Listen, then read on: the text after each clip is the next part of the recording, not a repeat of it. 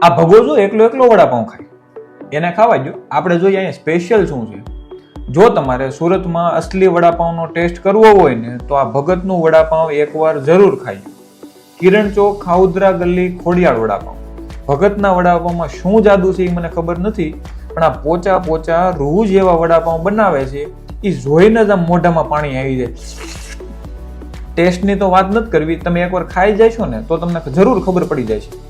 વડાપાઉં વારે મરચાની ચકરી unlimited free આપે, અને આમ તમે જોવો, આ જોઈને જ તમને પાણી આવી જાય.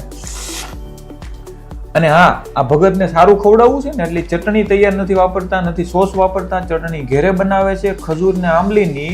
તો સેક્રેટ વાળું કે સોસ વાપરવાથી ગળું બળે ઈ પણ અહીંયા નહીં થાય. ઓરિજિનલ ટેસ્ટ ખાવો હોય તો એકવાર કિરણ ચોક, ખાઉદરા ગલ્લી, ભગતની ત્યાં વડાપાઉં એકવાર જાજો. એકવાર ખાશો ને પછી લગભગ તમે બીજે વડાપાઉં નહીં ખાઓ, 100% ગેરંટી.